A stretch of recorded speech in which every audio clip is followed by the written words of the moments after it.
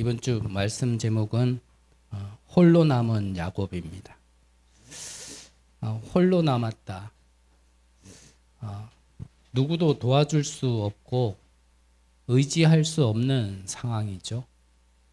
바로 nobody, nothing을 얘기하는 겁니다. 자, 나의 곁에 누구도 도와줄 자가 없고 아무 배경이 없을 그때에 우리는 그때의 영원한 것, 최고의 것을 누릴 수 있는 기회로 삼을 수 있어야 합니다. 자, 먼저 몇 번 말씀드렸기 때문에 아시리라 믿는데 제가 별로 좋아하지 않는 동물이 있습니다. 그게 하이에나죠. 제 개인적인 의견이니까 제가 볼 때는 하이에나가 그렇게 예뻐 보이지가 않아요.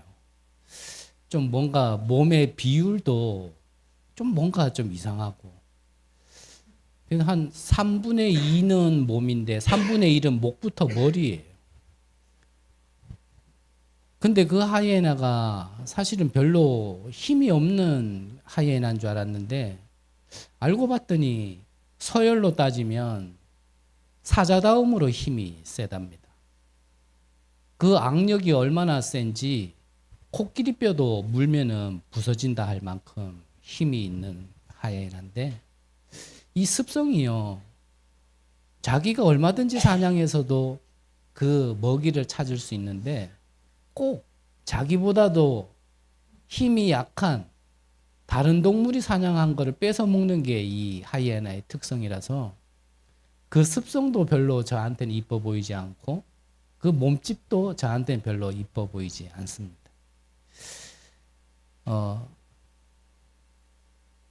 제가 사람을 얘기할 만한 수준은 아닌데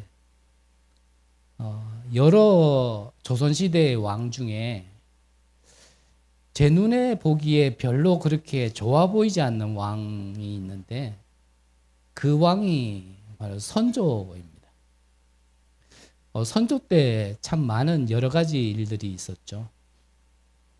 그 당시에 후금, 당나라가 2번이나 쳐들어오기도 하고 그래서 많은 사람들이 포로로 이끌려가기도 하는 그런 치욕도 당하고 또 왕으로서 당나라 왕에게 큰 절을 3번 하고 고개를 9번 숙이게 되어지는 즉 나라의 수장인데 왕인데 같은 왕인데 다른 왕에게 신하로서 절을 하게 되어지는 치욕도 겪게 된 게 바로 선조였고요.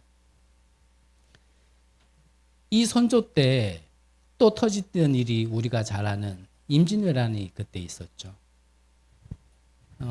왜군이 쳐들어와서 우리나라를 전부 다 장악을 하고 그때에 저는 별로 선조가 그렇게 썩 좋지 않게 느껴지는 게 한나라의 국왕으로서 백성들을 돌봐야 되고 그들을 지켜야 될 이 선조 왕은 오히려 도망갈 생각을 먼저 했죠.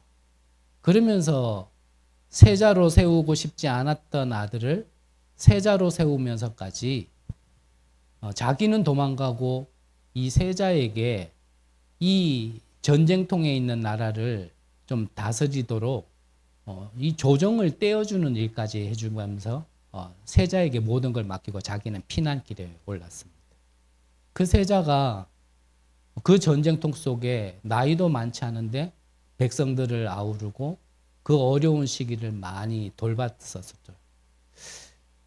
그 세자가 우리가 잘 아는 폭군으로 알고 있는 광해군이었습니다. 또 선조 때 누가 있었냐면 허준이라는 사람을 통하여서 동의보감도 편찬하게 되어지는 그런 일도 있었고 이 임진왜란 때 이 왜군을 막았던 우리가 잘 아는 장수 누구죠? 이순신 장군. 그렇죠. 제가 왜 이 선조 임금을 별로 그렇게 썩 예뻐하지 않냐면 왜군을 막았던 이순신 장군이 그 명성이 굉장히 높아지니까 오히려 이 선조 왕은요 이순신 장군을 시기했습니다. 그래서 필요할 때는 복귀시켜가지고 위급할 때는 복귀시켜가지고 다시 왜군과 싸우게 만들고 그게 끝나면 또 귀향길로 가게 만들고 또 그 직책에서 또 내려오게 만들고 그 세자였던 광해군도 그 어려운 시기에 온 백성들에게 정말 저런 사람이 왕이 된다라면 우리나라가 정말 태평하겠다라는 그런 칭송을 많이 받으니까 그게 또 시기가 돼가지고요. 마지막에 왕자리를 물려주면서까지도 진짜 좋지 않은 상황 속에 어쩔 수 없이 물려주는 그런 일들을 했던 것이 바로 선조 때 있었던 일입니다. 무엇 때문에 좀 이런 말씀을 드리냐면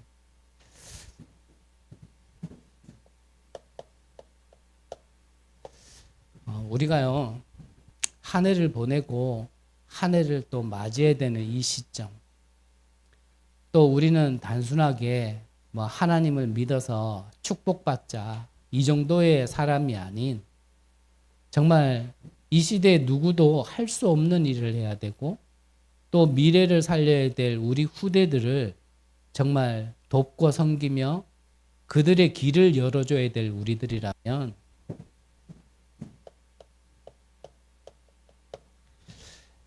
좀 그릇을 준비해야 됩니다. 그릇을.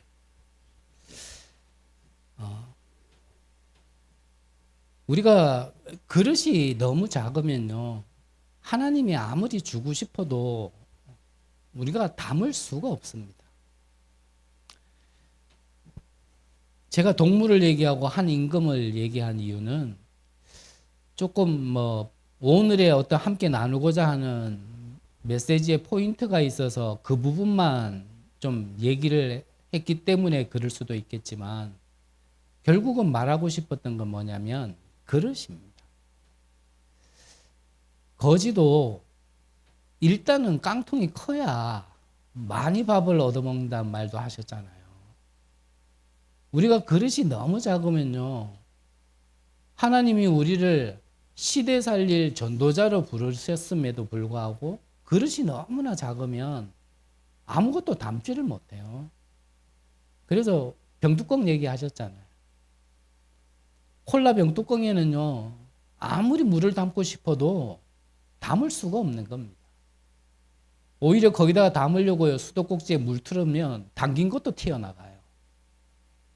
우리가 그 그릇으로는 사실 뭐 우리가 계속 메시지를 통하여 또 기도는 우리가 237 뭐 이래 세계보고 뭐 5천 종종 얘기하지만 우리가 기도하는 것과 내 그릇이 준비 안 돼 있으면 사실 그 모든 걸 담을 수 없거든요.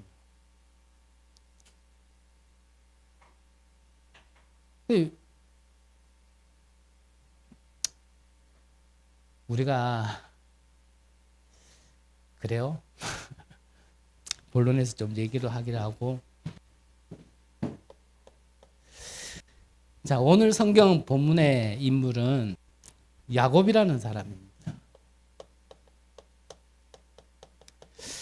자 야곱이라는 사람이 어떤 사람인지 조금 우리가 같이 보기를 원하는데 자 이 야곱은요 성경에 기록된 바로 좀 보면 그렇게 캐릭터가 이렇게 좀 이렇게 넓은 그릇이 아니었어요.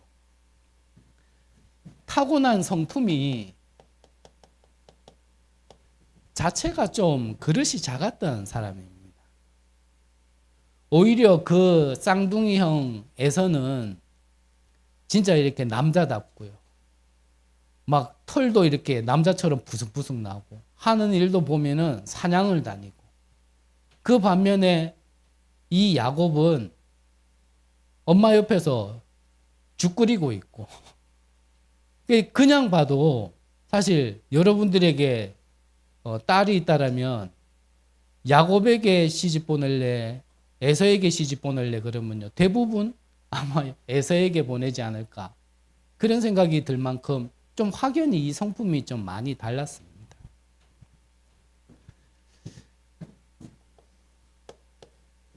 거기에다가 이 야곱은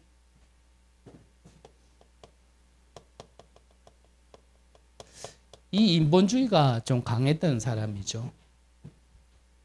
그래서 이 형을 대신해서 형이 사냥 나간 그 틈에 그 아버지를 속이면서까지 그 장자의 축복을 받으려고 거짓말하고 그 축복을 자기의 것으로 만들 만큼.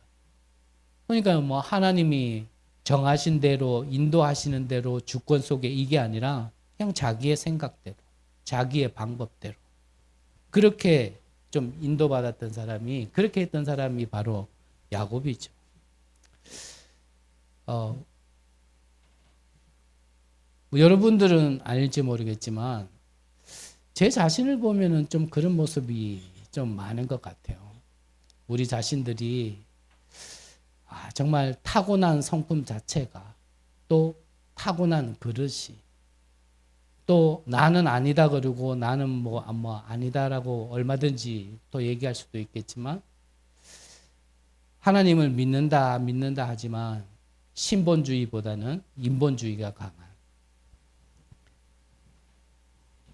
이런 모든 것들이 좀 야곱의 성향이었습니다. 이런 야곱을 하나님께서는 오늘 성경에 보니까요. 이제 홀로 남게 만들면서 하시고자 했던 게 뭐냐면 하나님이 주시는 진짜 이 축복을 좀 받아 누릴 수 있도록 갱신하는 기회를 주신 겁니다. 그래서 우리가요. 좀 바꿔야 되는 것은 바꿔야 됩니다. 어려움을 당한 것 같고 자기의 실수와 자기의 성품 속에서 그렇게 행동한 결과인 것 같지만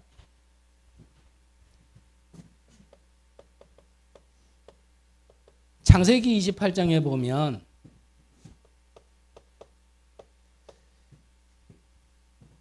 그 인본주의 결과로 형의 축복을 대신 자기가 가로챈 결과로 에서가 야곱을요 죽이려고 할 때 도망가던 길이었습니다. 그때에 지친 상황 속에서 돌 하나를 베고 잠을 잤는데 그 돌 하나가 하나님 앞에는 어떻게 됐냐면 베델이라 그랬어요. 베델. 베델이 무슨 뜻입니까? 하나님의 집. 성전이란 말이죠. 자기의 실수였던 것 같지만 그걸 통해서라도 야곱의 한 인생을 하나님은 성전이란 축복 안으로 넣기 위한 거였습니다. 또한 이후에 창세기 32장에는 나중에 피해서 도망간 이후에 삼촌 집에 가 있었잖아요. 삼촌 집에 가 있으면서 많은 축복을 받고 이제는 세월이 많이 지났으니까 형도 나를 용서하지 않았겠나 이런 마음에 다시 돌아왔는데 그 에서가요 자기를 죽이려고 400명이나 이끌고 나온 겁니다. 그때에도 이 자기의 타고난 이 본성 따라서 처음에는 그 형들에게 재산을 먼저 보내고 용서해달라고 그리고 종들을 또 먼저 보내기도 해보고 그래도 용서가 안 되니까 그 다음엔 자기의 식구들을 먼저 보냅니다. 그런 상황 속에 우리 오늘 성경 본문에 서론에 쭉 나와 있는 것을 읽지 않았지만 그런 상황 속에 그래도 안 되는 거예요. 그때에 이 야복강가에서 야곱이 혼자 남아있는 그 장면이 바로 오늘 읽었던 성경 본문인데 그때야 하나님께서 이 야곱에게요 누구를 보냈냐면 천사 주의 사자를 보내셔서 이 야곱이 그것을 보고요 천사와 씨름한 게 사람이라고 표현되어 있을 뿐이죠. 이후에 받은 이름이 뭐라고요? 내 이름을 이제 야곱이라 하지 말고 이스라엘이라 하라. 이스라엘이 무슨 뜻입니까? 하나님과 겨루어 이긴 자 이런 뜻입니다. 우리가 하나님과 겨루어 이길 수는 없잖아요. 근데 이길 수 있는 비밀을 오늘 함께 나누고자 하는 겁니다.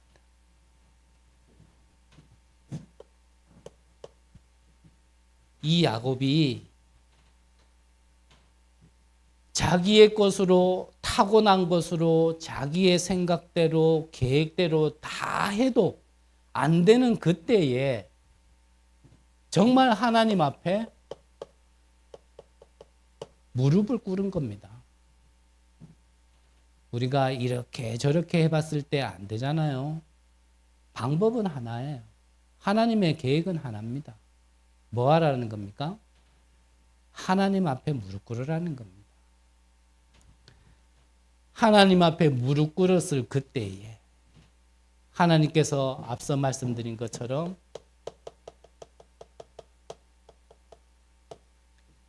야곱에게 이 베델 성전이라는 축복이 무엇인지,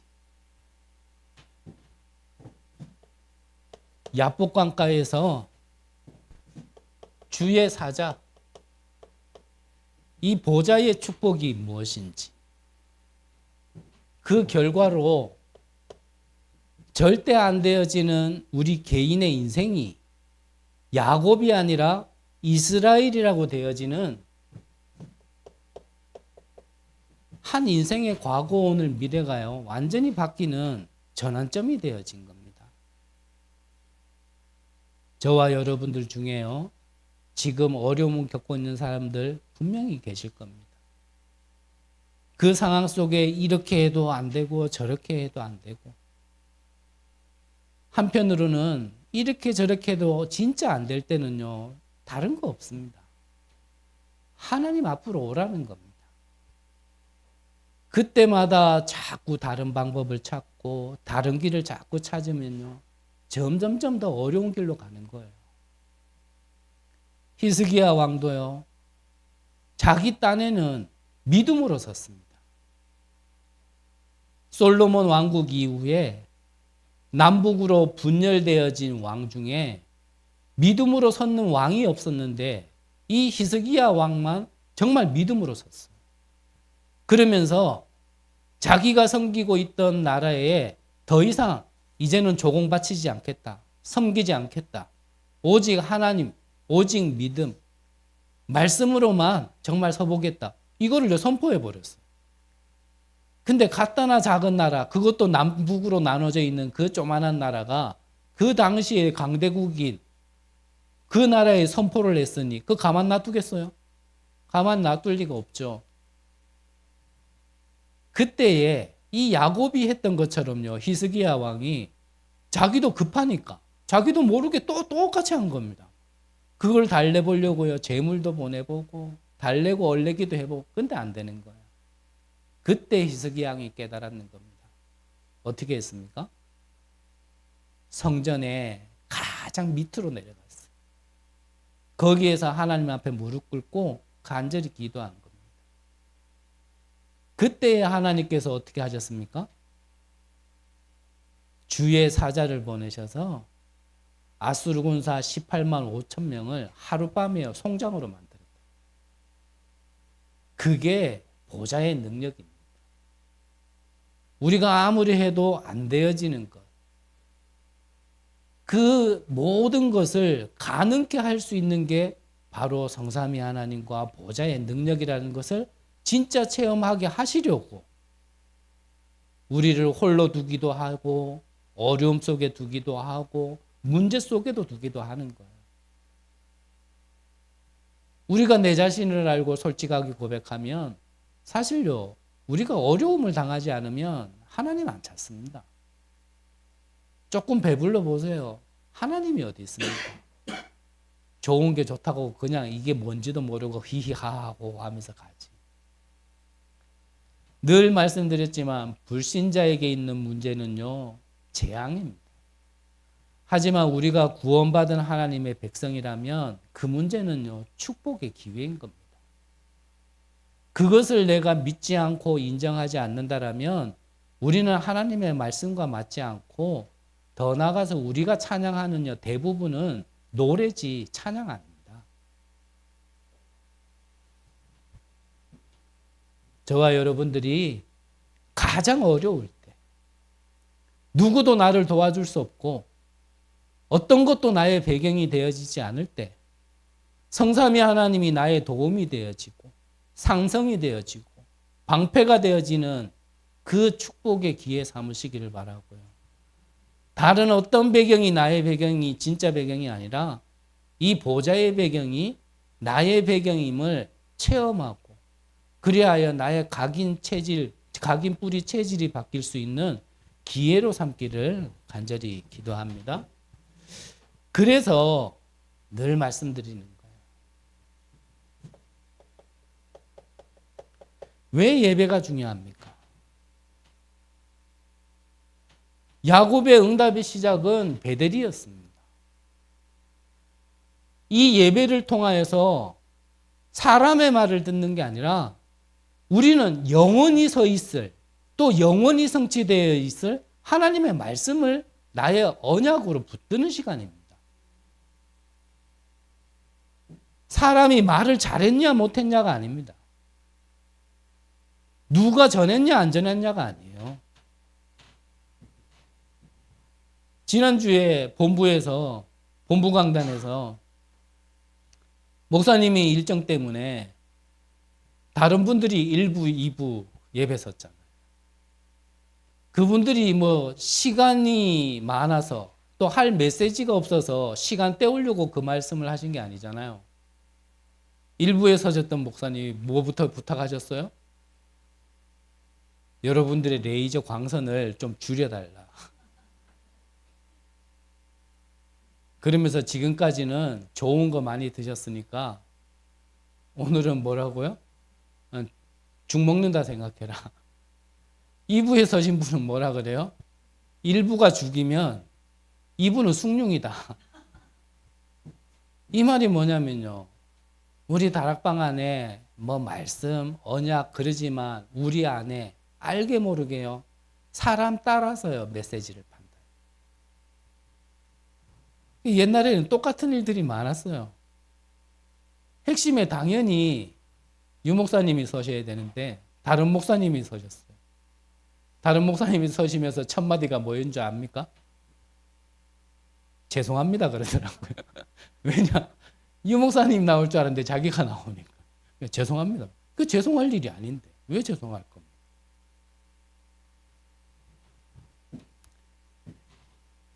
이 예배를 통하여서 여러분들은요, 사람 보지 마시고 정말 하나님의 언약의 말씀을 붙드세요. 그 말씀 가지고요, 기도하는 겁니다. 정말 정확한 언약을 붙들고 그 성취될 언약 가지고 여러분들이 기도한다라면 반드시 이 기도는요, 응답받게 되어 있어요. 그래서 저도 신앙생활을 참 못할 때인데 그냥 한날은요, 그날따라 저도 강단의 말씀 은혜 받고 그런 걸 몰랐을 때였습니다. 근데 그 주간 따라서 이상하게 하나님의 말씀이요, 저에게 딱 부딪히더라고요. 그때 막 신학을 하고 자격도 없고 수준도 안 되고 그릇 안 되지만 신학을 하고 있는 저에게 진짜 교회에서 큰 배려를 해 주셔가지고 저를 이제 교육전사로 좀 사역을 할 수 있도록 도와주셨을 때입니다. 근데 그때 강단의 말씀을 듣는데요, 내 마음에 그 주간에 계속 뭔가가 부딪히는 거예요. 그러면서 그 말씀 붙들고 잠깐 기도했습니다. 하나님, 저의 그릇을 알고 저의 수준을 아는 하나님이, 제가 기도는 세계복음화를 두고 기도하지만 제가 그를 쓰임받을 인물은 아닌 건 하나님이 더 잘 알지 않습니까?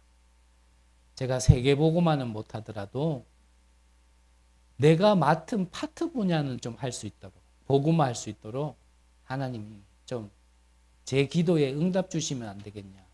그렇게 잠깐 기도했는데 그 주간에요, 제가 기도하고 있던 또 우리 랩런트들이 있는 학교를 두고 잠깐 기도했는데 그 학교 소방도로 바로 건너편에요, 권사님께서 이사를 오신 거예요. 저는 그게 그냥 보이지 않더라고요. 그래서 그 권사님께 달려가가지고 권사님, 사실 제가 이번 주에 정말 이 말씀을 듣는 가운데 자꾸 이런 기도가 나옵니다. 이 학교 보고만을 두고 진짜 자꾸 기도가 됩니다. 그랬더니 이 권사님께서 뭐라 하시냐면 사실 자기도요. 이 학교 보고만을 두고 일부러 여기 학교 앞에 이사 왔다라는 거예요. 그러면 우리가 제 수준 알지 않습니까? 왜냐하면 그 교회에서는 저를 알거든요. 제가 어떤 사람인지. 제 수준 아니까 저 의지하지 마시고 바라보지 마시고 우리 그냥 잘하지는 못하더라도 이 학교 보고만 같이 합시다. 그래가지고 들어간 첫날부터요. 참 하나님이요. 진짜 만남을 주셨고 문을 열어주셨어요. 거짓말 조금 보태가지고요. 그 권사님 집에 거실가하고 방 2개였는데 거기에 아이들이 몰려 들어오기 시작하는데 저는 진짜 제 수준을 알잖아요. 내 능력이 아니었습니다. 한 아이가 바뀌니까요. 그게 애들이 계속 몰려옵니다. 교회에서는 모릅니다. 근데 저는 압니다. 거기가 복잡하니까요. 그 바로 앞에 교회와는 좀 거리가 있는데도 불구하고 그 학교 앞에요. 교회에서 교육관 하나 이러더라고요. 그래서 거기에서 막 이런 말씀 운동을 하고 그랬었어요. 근데 제 수준이 그때는 거기까지라서 그 현장에 사람이 없어서 문이 닫힌 게 아니라 제가 수준과 능력이 거기밖에 안 돼가지고 결국 그게 문이 닫혔지만 저는 그때 이게 언약을 붙들고 기도하면 응답이 되어진다는 게 이런 거구나. 사실요. 그때 처음 알았어요. 언제요? 전도사 되고 나서 알았다니까. 그 전까지는요. 은혜 된다 안 된다. 오늘 왜 이렇게 기냐 짧냐. 저렇게밖에 못하냐. 나는 그거에 10분의 1도 못하고 100분의 1도 못하면서 그전에는 저는 그랬었다니까. 그래서 이게 흐름이란 말이에요.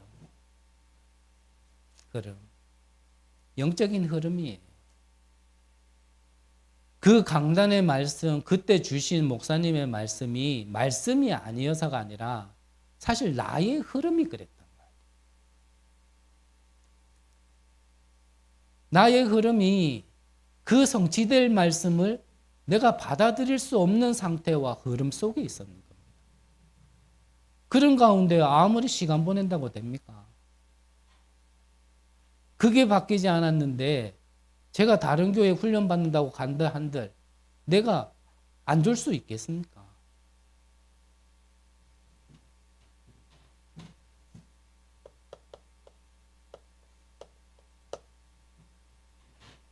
그래서 예수님께서 그러셨잖아요. 제 갈 길로 갔다 그랬고 말씀이 끊어진 사사기서 마지막 적에는 각자 자기의 생각대로 그랬습니다.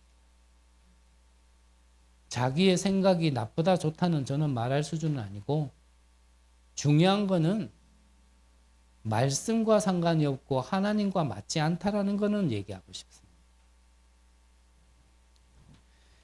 그러면 본론적으로 이 홀로 남은 야곱에게 본이든 타이든 어쨌든 간에 어려움 속으로 몰려 들어갔을 걸 통하여서 하나님은 하나님과 겨루어 이긴 자, 이 이스라엘이라는 참 축복을 주시려고 하시는 건데, 그러면 이스라엘의 참 축복이라는 말은 무슨 말이냐면요, 하나님의 절대 주권 속에 있는 자를 얘기하는 겁니다.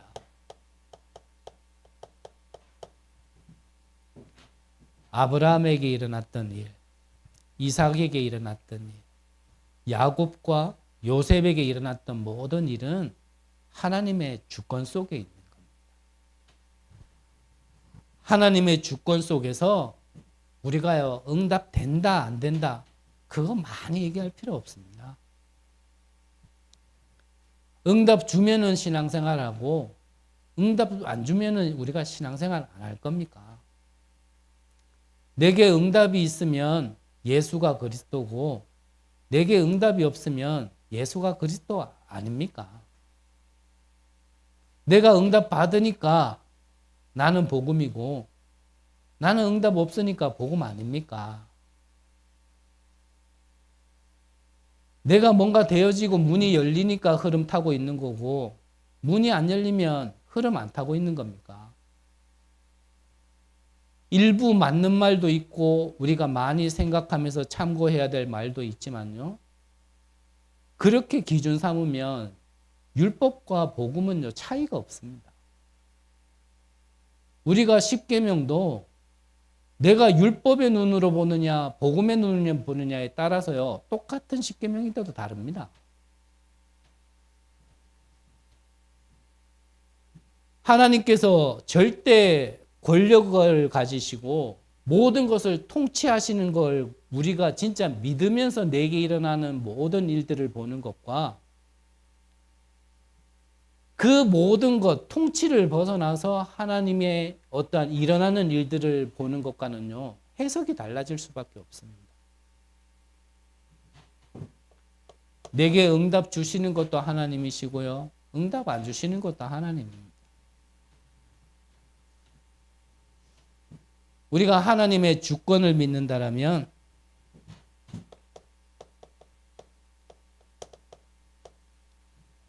이 하나님의 주권 속에요.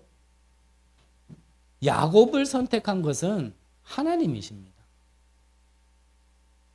태생부터 성품 자체가 큰 그릇 아니고 인본주의 있을 수밖에 없었던 그 야곱을 택한 것은 하나님이시죠. 이번 주에 한 분이 저에게 그래요. 제가 사람 새끼입니까? 그러더라고요. 그래요. 그럼 나는? 그러니까 이분이요. 그래도 목사님은 뭐 부모님한테 이렇게까지는 안 해봤지 않습니까? 니 날 알아.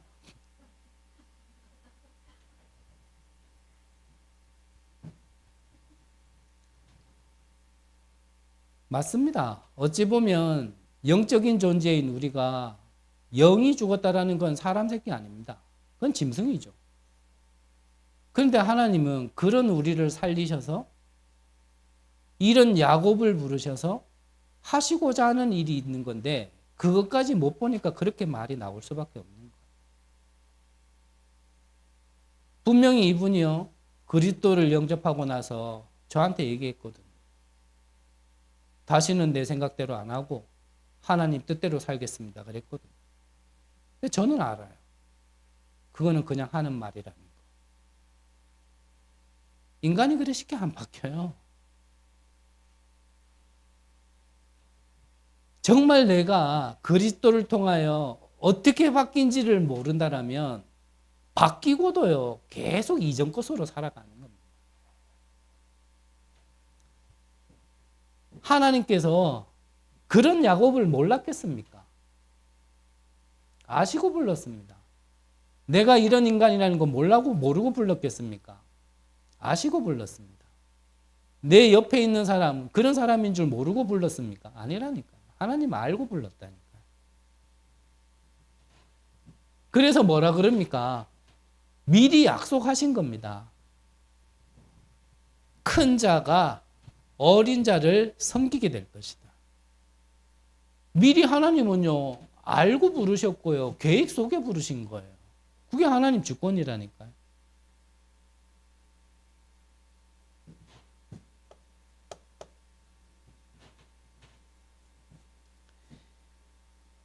앞서 말씀드린 것처럼 28장에도요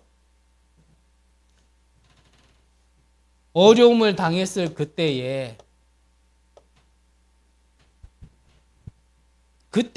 이 야곱이 체험한 것이 무엇이냐면 성삼위 하나님과 보좌에 있는 것. 그것을 체험하게 되어진 겁니다. 그 어려운 환경 속에 집을 떠나 삼촌 집에 가 있을 때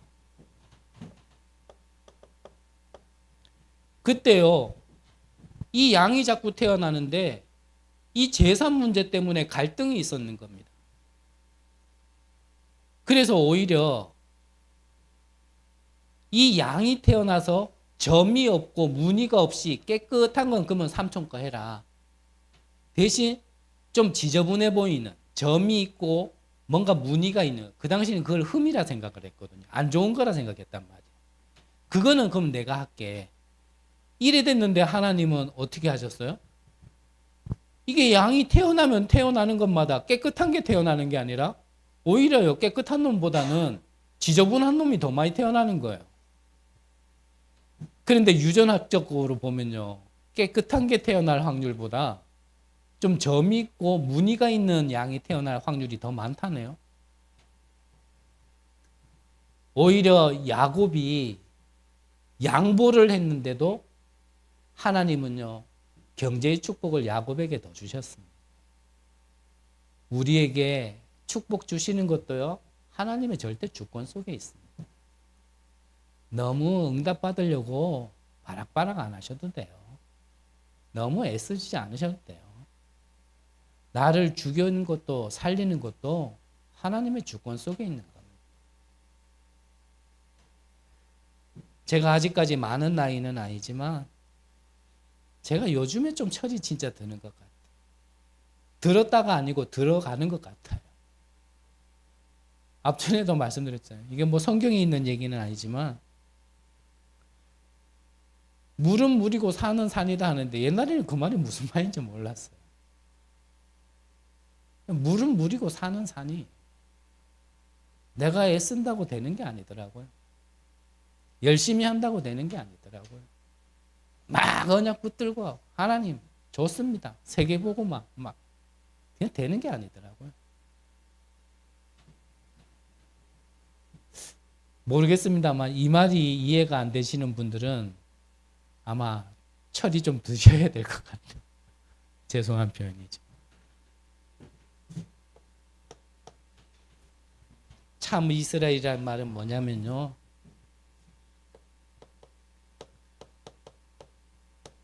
하나님의 절대 언약 속에 있는 자를 얘기하는 겁니다.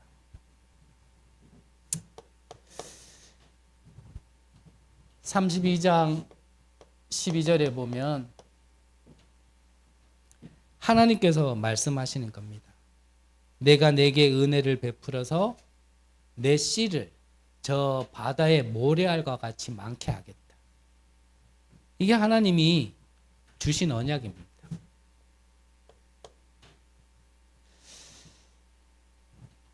이 언약대로 32장에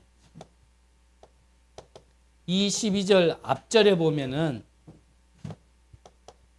야곱이 이 어려운 상황 속에서 무엇을 얘기하냐면 아브라함의 하나님, 이삭의 하나님, 자기 조상 때부터 주셨던, 그들을 부르셔서 그들에게 주셨던 그 조상과 그 언약을요, 이때 야곱이 얘기합니다.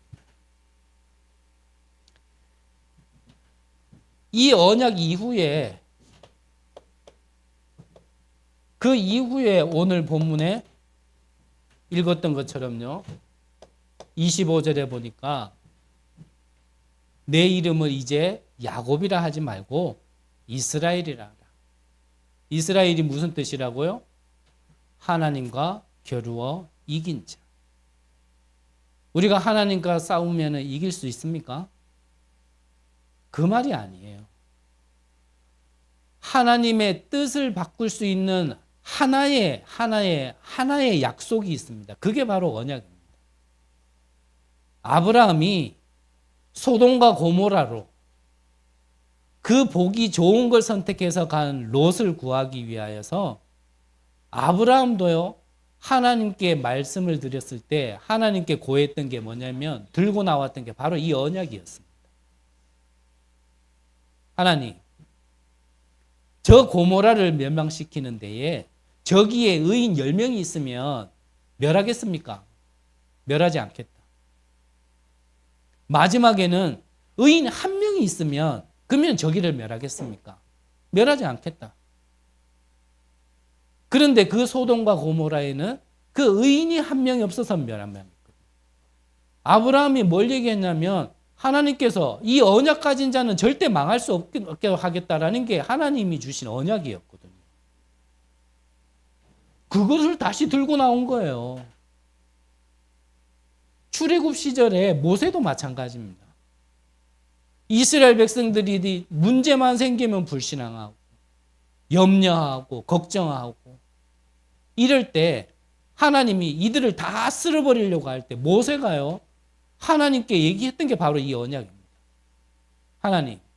하나님께서 주신 언약대로 이 이스라엘 백성들이 출애굽을 했는데 지금 이 광야에서 이들을 다 죽인다라면 그렇다면 다른 이방에서 하나님을 뭐라고 얘기하겠습니까? 이스라엘을 두고 뭐라 얘기하겠습니까? 그러니까 하나님이요 다시 뜻을 돌리시는 거예요. 여러분들이 진짜 하나님의 뜻을 돌릴 수 있을 만큼 하나님과 겨루어 이길 수 있는 방법은요 이 언약을 붙드는 겁니다. 내가 아무리 못났더라도 내가 하나님이 성취시켜야 될 절대 언약이 있으면요 망할 수 없는 겁니다. 그래서 그 언약을 붙들으라는 겁니다. 아무것도 없어도 돼요. 진짜 응답은 뭡니까? 내게 이 성취될 언약이 있느냐 없느냐. 이 언약이 있으면 아무리 혼자 있어도 괜찮습니다. 아무리 어려움이 있어도 괜찮습니다. 앞서 말씀드린 것처럼 그게 성경에 얘기하는 거고 그게 성경에서 얘기하는 응답입니다. 세상은 아무리 얘기해도 알지 못하는 그게 비밀이라니까요. 내 믿음이 약해서 맞습니다. 기도 안 해서 맞습니다. 근데 더 근본적으로는 뭐예요? 하나님이 나를 축복할 수밖에 없는 걸 내가 가지고 있어야 되는데 그거는 안 가지고 있으면서요. 내가 자꾸 응답하달라 하거든요. 내게 성령 충만 줘야 될 이유가 없는데 성령 충만만 달라고 자꾸 그래요. 참 이스라엘의 축복은요. 바로 이겁니다. 그래서 이 언약을 가지고 있으면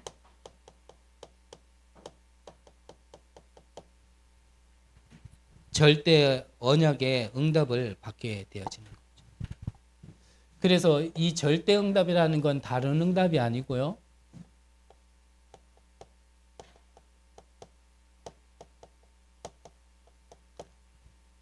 말씀 성취입니다.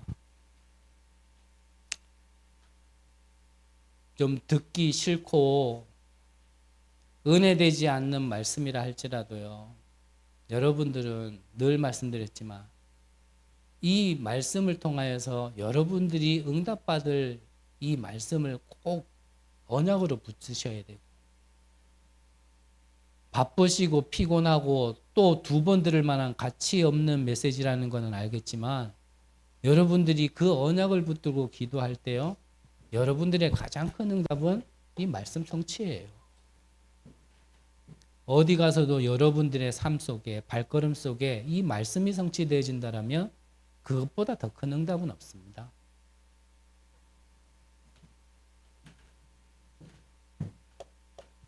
그래서 우리가 한 해를 지금 보내고 맞이하는 이 시간표 속에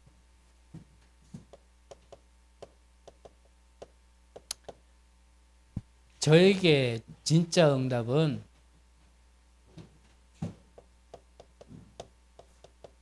이 강단을 살리는 겁니다.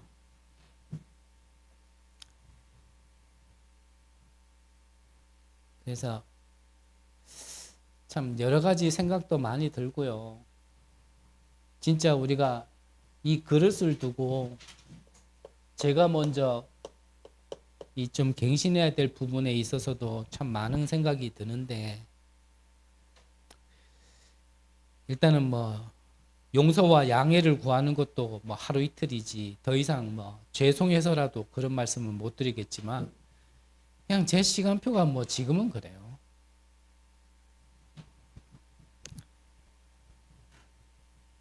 그렇지만 다시 한번 당부드리면 여러분들 개인을 위해서라도요. 나를 위해서 말고 교회를 위해서 말고요. 여러분들 개인을 위해서 하나님 앞에서요. 여러분들이 정말 이 말씀을 통하여서 은혜 된다 안 된다가 아니라 이 말씀이 나에게 생명처럼 부딪혀야 됩니다.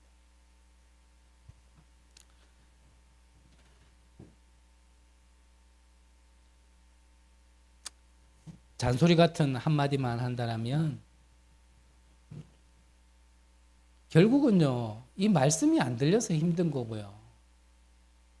결국 흐름이라는 건 다른 거 아니에요.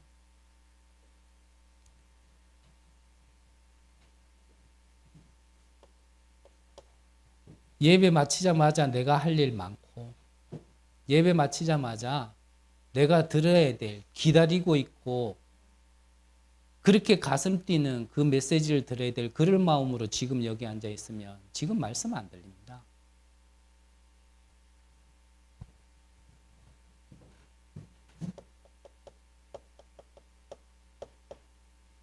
여러분들은 중직자로서요, 이 주시는 말씀을 현장에서요, 성취시킬 수 있도록 진짜 올인하세요. 진짜 이 말씀이 살아있는 말씀이 맞고, 누구의 말이 맞다가 좋다가 아니라 하나님의 말씀이 맞고, 그 언약은 정말 나의 현장에서 정말 성취되어지는지. 그냥 산업이 아니고요. 여러 사람을 살릴 수 있는 산업의 응답을 여러분들의 현장에 꼭 응답 받으시기를 바랍니다. 다른 거 어떤 것도요, 듣지 마시고 타협도 하지 마세요.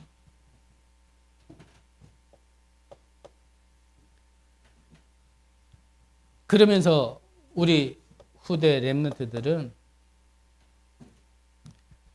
앞으로 시대는 우리가 조금만 지금 흐름을 관심 가지면 전혀 다른 시대에 옵니다. 우리 어른들부터 우리 후대들에게 가르치고 말하고 전달하는 것들요, 사실 99.9%는 다 틀릴 겁니다. 우리가 조금만 관심 있으면요, 곧 다가올 미래는 우리가 괜찮다라고 하는 그 전문성, 그 분야는 그것부터 없어지는 시대가 온다고 합니다. 그러니까 이 직업, 이 전문성 가지고 있으면 네 앞으로 사는데 지장 없어 이래 얘기하는 거, 그것부터 없어진대요. 근데 우리는 그거 하기 위해서 네가 지금 공부해야 되고, 그거 하기 위해서 준비해라 그러고, 우리는 다 이렇게 가르치거든요. 그렇지 않습니다. 앞으로 진짜 앞으로 다가올 시대에 조금만 보면서요, 정말 보이지 않는 힘을 가질 수 있도록 우리 렘넌트들이, 그래서 하나님이 주시는 달란트를 발견할 수 있도록, 그게 우리 렘넌트들의 절대 응답입니다.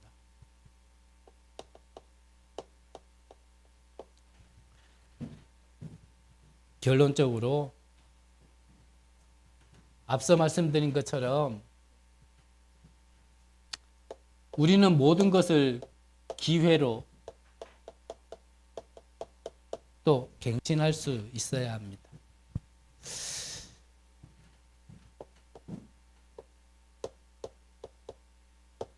성전 안에 있어야 될 이 세 가지들, 좀 많이 조금 모르겠어요. 좀 아쉬운 게 있어요. 참 좋은 걸 가졌는데 이걸 가지고 있으면은 이쪽 게 조금 아쉽고, 이걸 가지고 있으면 이게 조금 아쉽고, 완벽한 사람은 없겠지만 조금만 균형을 맞춘다라면 이 세 가지들을 세움에 있어서 참 너무나 좋은 것을 가지고 있는데 조금 아쉽다. 그냥 인간적인 표현입니다. 인간적인 표현. 여러분들이 잘 하고 계시는 거는 잘 하시는 대로 계속 인도받으시되, 그것 때문에 내가 못 봤던 반대편이나 뒤편도 한 번쯤은 돌아보세요. 내가 무엇을 놓치고 있는지. 그래야지만 교회 안에 이 세 가지들의 여러분들의 작은 헌신이요, 올바르게 쓰임받을 수 있어요. 현장에는 이 플랫폼, 파수망대,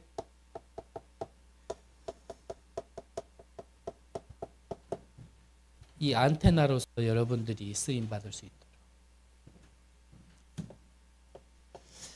맞는 표현인지는 모르겠지만요. 우리는 누구나 뭔가 하나에는 미쳐야 사는 인생입니다. 그거를 올바른 곳에 우리가 24하고 있다면 집중이라 얘기하는 거고요. 틀린 것에 우리가 24하고 있다라면 집착 중독이라 얘기하는 거예요. 올바른 것에 여러분들이 24 하시기 바랍니다. 그러면 반드시 25와 영혼의 작품 나와질 겁니다. 그래서 누림, 기다림, 도전입니다.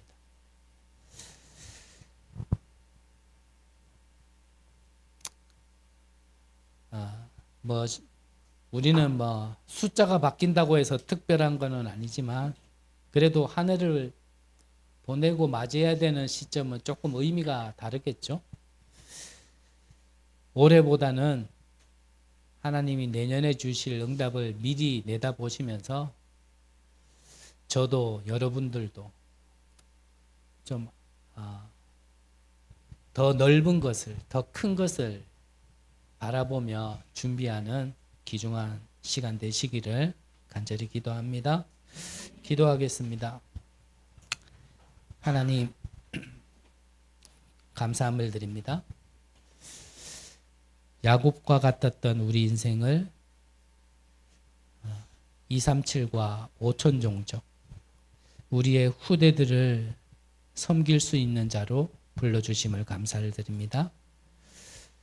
우리에게 허락하신 이 참 이스라엘의 축복을 우리가 마음껏 누리며 전달할 수 있도록 주님 역사하여 주옵소서.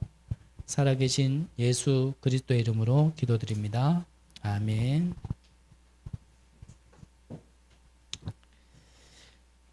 찬송가 446장 찬양 드리면서 준비하신 예물 하나님께 드리겠습니다.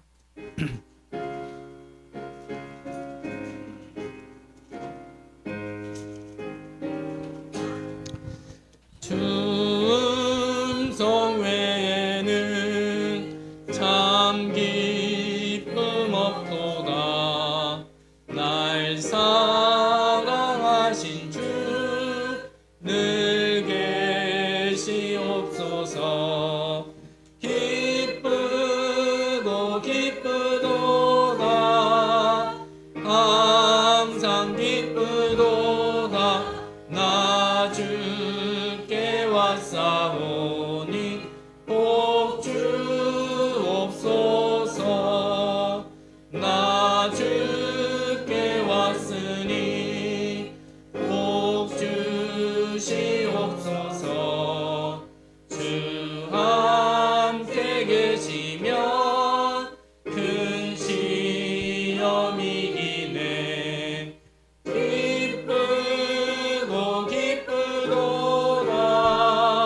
항상 기쁘도다. 나 주께 왔사오니 복 주옵소서. 주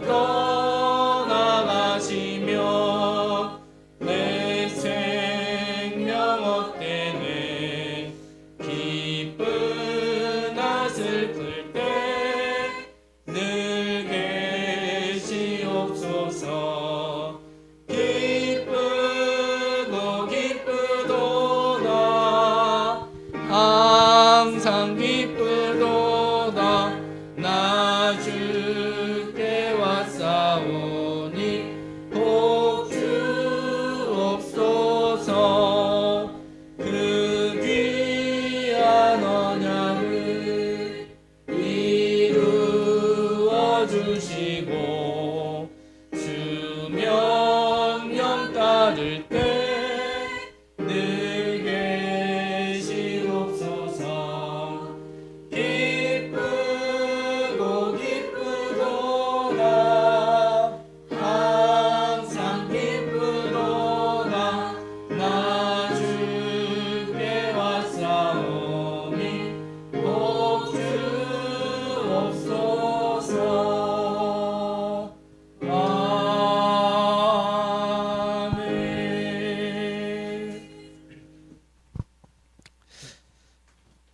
광고 드리겠습니다. 2024년도 원단 기도회가 있습니다. 1강, 2강은 12월 31일 오후 7시와 8시 반에 각각 시작되어지고요. 3강은 1월 1일 오전 11시에 시작되어집니다. 성탄 예배가 12월 25일 오전 10시 30분에 있습니다. 여러분들의 뜻에 따라서 저희 교회는 저희 교회당에서 인도받기로 하겠습니다.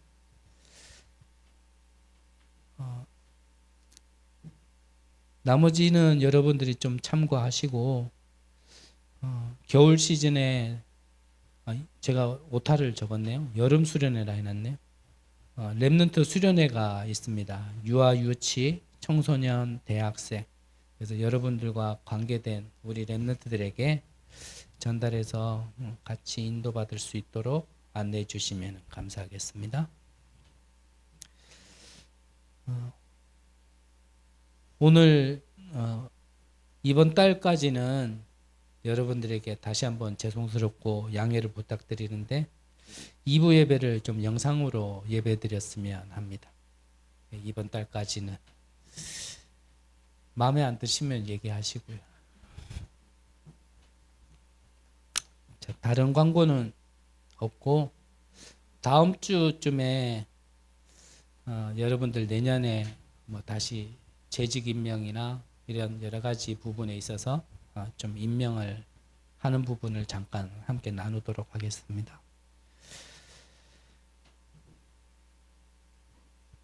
제가 드린 예물을 위하여서 기도하고 축도로 예배 마치겠습니다. 하나님, 감사함을 드립니다. 23년 한 해를 엊그제 시작한 것 같은데 벌써 한 해가 지고 있는 이 시점에 이 한 해를 되돌아보면 참 하나님 앞에 부끄럽고 말씀의 인도보다는 내 생각대로 하나님이 하시는 일 속에 하나님의 계획을 질문하기보다는 내 각인 뿌리 체질대로 달려왔는데 그러한 우리에게 하나님께서 버리지 않고 더 큰 축복을 주시니 감사를 드립니다. 하나님, 염치 없지만 그리스도의 피를 붙들고 하나님 앞으로 갑니다. 하나님께서 우리에게 언약하신 그 언약이 그대로 성취될 것을 믿고 이제는 올인할 수 있는 인생 되게 하여 주시옵소서. 오늘도 예물 드린 이 손길들에게 정말 237 5천 종족을 살리며 미래를 살릴 우리 렘넌트들이 마음껏 뛰며 세계복음할 수 있는 그 장을 만들 수 있는 경제를 허락하여 주옵소서. 사람 살리는 산업을 허락하여 주옵소서. 이 예물이 쓰이는 곳마다 모든 곳에 이 생명의 빛이 비춰지는 곳에 이 예물이 쓰임받게 하여 주시옵소서.